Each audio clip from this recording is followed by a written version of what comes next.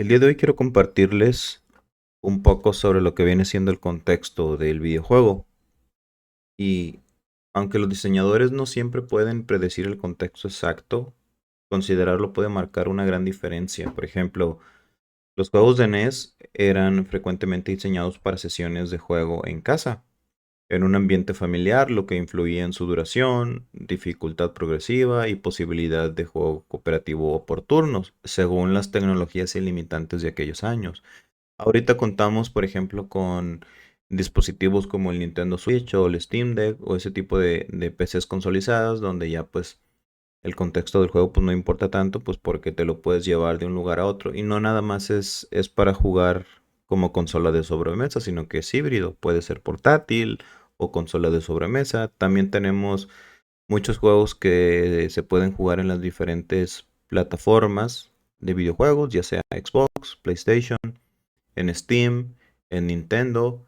Entonces, dependiendo también, si tú tienes un juego para Play 5, pues obviamente no lo vas a poder hacer portátil como si es para Nintendo Switch. Entonces, un ejemplo clásico del diseño pensado para el contexto es Duck Hunt. Es el juego del perrito donde se cazaba patos, ¿no? De NES. Y en este juego no solo se jugaba en casa, sino que necesitaba una pistola de luz, lo que conocemos como el zapper. Y también se necesitaba una pantalla CRT para funcionar. Son las pantallas antiguas de rayos catódicos. Esto significaba que el juego estaba específicamente diseñado para jugarse en el hogar, de pie frente al televisor. Además, su naturaleza visual y física lo convertía en una experiencia divertida para grupos o familias, donde incluso los jugadores, los no jugadores observaban y se entretenían. Otro caso es el juego de Mario Bros. No Super Mario Bros. Me refiero a este Mario Bros. Donde había unos tubitos y donde salían unos cangrejitos de los tubos, que permite que dos jugadores colaboren o compitan simultáneamente, eliminando enemigos en niveles fijos. Este juego se adaptaba perfectamente a contextos donde se juega acompañado, como entre hermanos o amigos en la misma habitación, fomentando tanto la cooperación como la rivalidad amistosa. Incluso algunos juegos como Tetris en la versión para NES o Doctor Mario fueron populares no solo por su mecánica adictiva, sino por ser ideales para partidas rápidas, lo cual se adapta al contexto de sesiones breves de juego. Eran juegos perfectos para jugar un ratito, ¿no? Entonces, mientras esperaba la comida o se tenía un tiempo libre, pues te echabas una partidita de Tetris o de Doctor Mario y de ese tipo de juegos que ahora les llamamos juegos más casuales, ¿no? Como los de celular, los point clicker y todo ese tipo de cosas. Fuera de los videojuegos, muchos juegos físicos de esa época también se adaptaban según el entorno. Por ejemplo, un juego tan simple como las canicas o el lanzamiento de monedas a la pared cambiaba según si se jugaba en la calle, en la escuela o en la casa. Incluso los niños adaptaban reglas según el espacio disponible o el número de jugadores presentes. Entonces, en todos estos casos, el contexto modifica la experiencia. Jugar un juego de NES en una reunión familiar no es igual que jugarlo solo de noche.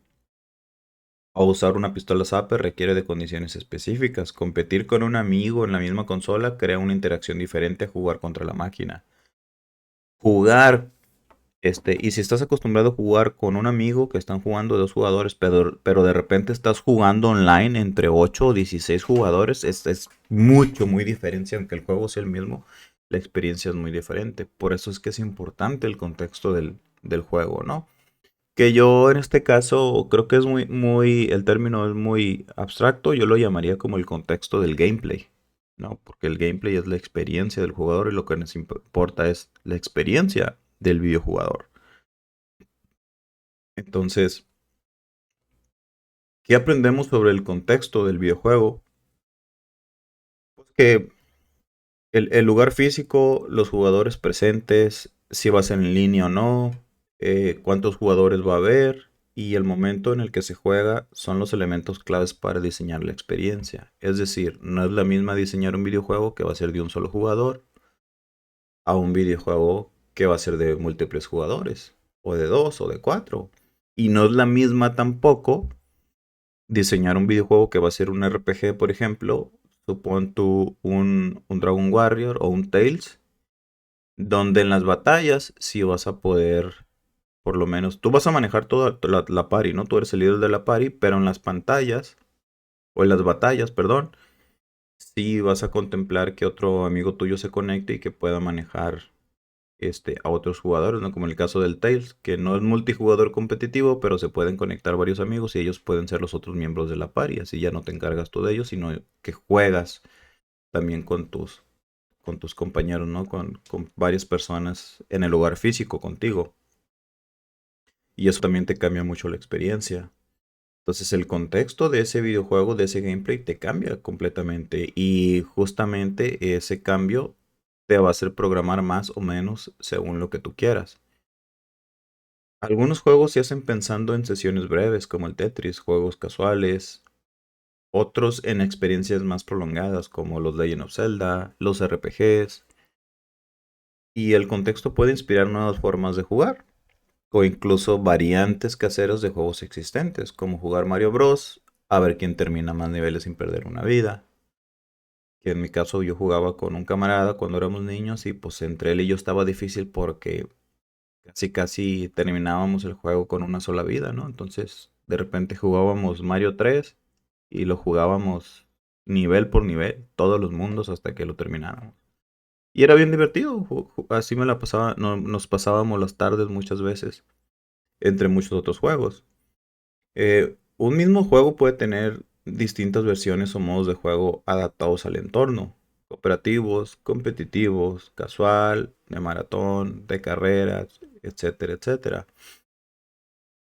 En conclusión, el contexto no solo es necesario de dónde se juega, sino que tienes que pensarle tú bien porque puede transformar completamente la forma en que se percibe y se disfruta el videojuego.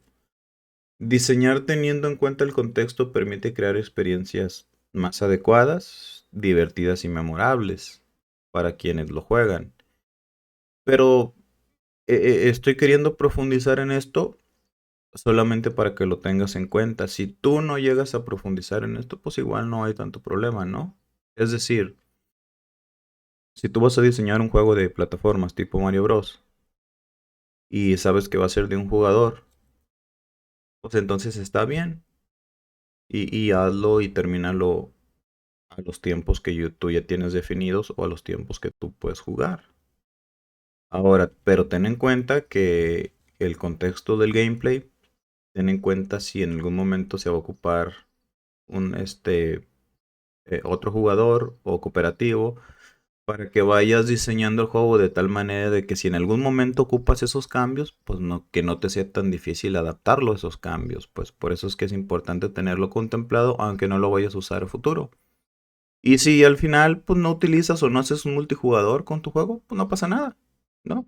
Pero digamos que tu código ya está diseñado, tu diseño del juego ya está diseñado de tal manera en que si le quieres agregar eso a futuro te va a funcionar. ¿Por qué? Porque imagínate que tu juego se vuelve exitoso, pero te das cuenta de que es mucho más divertido jugarlo en línea con otras personas que jugarlo de un solo jugador como tú lo programaste. Entonces, por eso te estoy diciendo, contémplalo, porque imagínate que das el hitazo. Creo que algo así pasó con Among Us, donde al final el hitazo del juego fue del multijugador y no de cómo fue creado en un inicio. Por ahí busquen la historia, está bien interesante. El otro vez la estaba escuchando hace unas semanas y me pareció muy interesante la historia de Among Us. Y por eso es que me puse a pensar en lo del contexto del gameplay, que muchas veces al final tú te vas a ir por el lado que sea exitoso. Y estas personas así lo vieron y les fue bien. Entonces, yo también soy partidario de la idea de que si vas a hacer algo también, pues si hay chance a futuro, aunque no vaya a ser así en un inicio, pues tengas eh, mentalizado cómo sería el contexto del videojuego, del gameplay, para en caso de que necesites hacer cambios a futuros, ¿no? Sucede mucho también, por ejemplo, cuando tú dices, no, pues voy a hacer un juego para PC y resulta que ahora estás utilizando una herramienta y te gustaría portarlo para consola, entonces La UI y los controles para PC no son los mismos que para Nintendo Switch, por ejemplo. No son los mismos o no van a ser los mismos si luego lo quieres portar para un juego online en HTML5. Entonces, todo ese tipo de cositas las tienes que mentalizar. Ahora bien, y también soy partidario, como les digo, bueno, termina tu juego para PC y ya si ves que te está funcionando y necesitas agregarle cambios, pues también está bien. Nomás ten en cuenta que si lo hiciste nada más para PC, pues ahí te vas a llevar un poquito más de tiempo, ¿no? En hacer los cambios pertinentes y luego lo quieres portar a otra consola. Entonces, en conclusión, piensen bien sobre el contexto, si su juego va a ser casual o puede ser multijugador o está bien siendo de un jugador nada más y traten de pensar y de diseñarlo de tal manera que les vaya a ser fácil o no tan difícil en este caso en caso de que necesiten hacer cambios a futuro.